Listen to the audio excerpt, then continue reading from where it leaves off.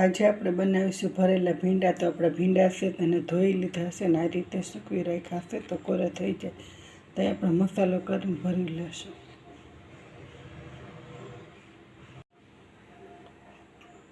તો મસાલો બનાવવા માટે આપણી પાસે લસણ છે તેને વાટી લેશું.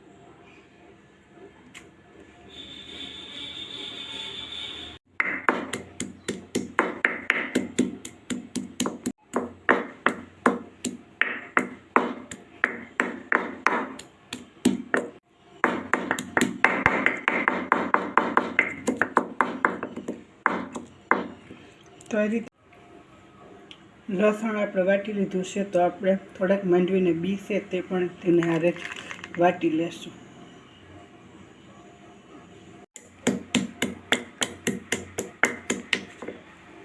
તો આપણે થોડુંક મીઠું પણ નાખી દઈશું.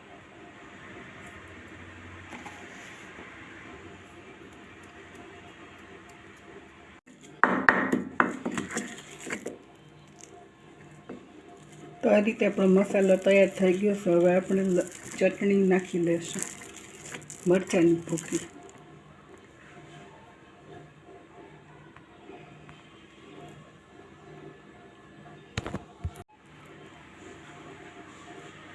તો આપણો મસાલો તૈયાર થઈ ગયો છે. હવે આપણે ચટણી નાખી લઈશું, મરચાંની ભૂકી, લાલ પાવડર.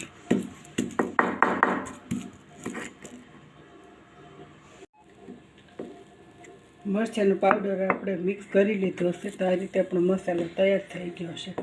તો હવે આપણે તેને એક વાસણમાં કાઢી લઈશું.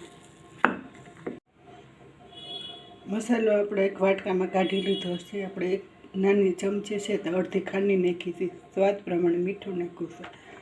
તો આપણે ધાણા જીરું નાખી લઈશું. તો આપણે 2 થી 3 ચમચી નાખીશું.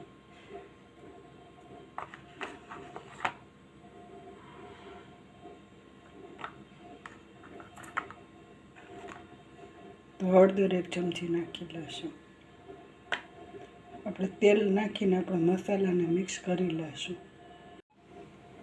તો આપણે મસાલાને મિક્સ કરી લીધો છે. હવે 1 ચમચી ગરમ મસાલો નાખી લઈશું. તો આપણો મસાલો તૈયાર છે. હવે ભીંડામાં ભરી લેશું.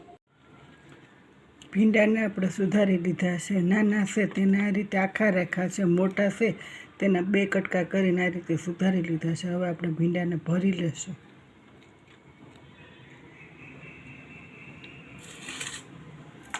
તો આપણો મસાલો તૈયાર છે. બધા ભીંડા ભરી લેશું. ભીંડા આપણે ભરી લીધા છે. હવે શાકને વઘારી લેશું. તેલ આપણે મૂકી દીધું છે, ગેસ ચાલુ કરી દીધો છે. હવે આપણે શાકને વઘારી લેશું.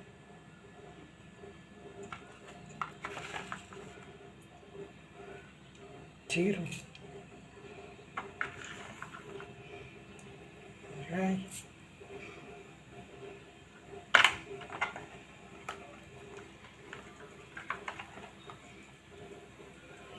હિંગ.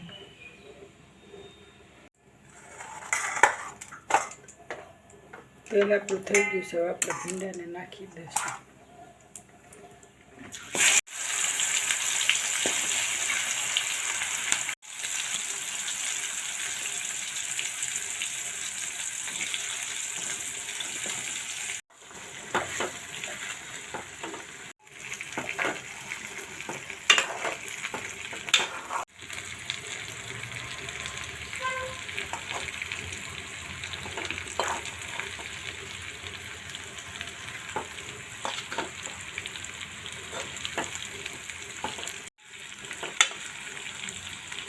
તો આપણે ભીંડા છે તેને બધાને ફેરવી દઈશું. ત્યાર પછી ધીમી ગેસ ઉપર આપણે વરાળમાં સળવા દઈશું.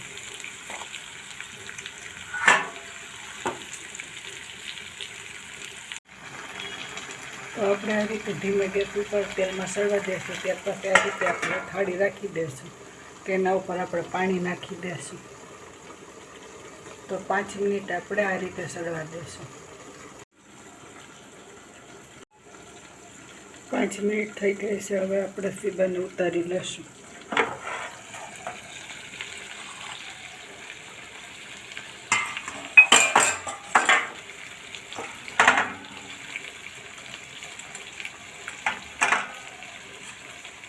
તો આપણે ચમચાને ફેરવી દઈશું.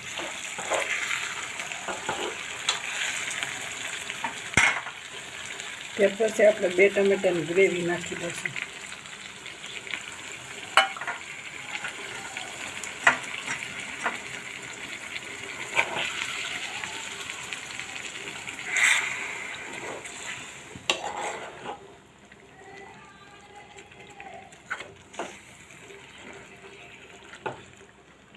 ત્યાર પછી આપણે હવે 5 મિનિટ ઢાંકીને આપણે વરાળમાં સડવા દેશું.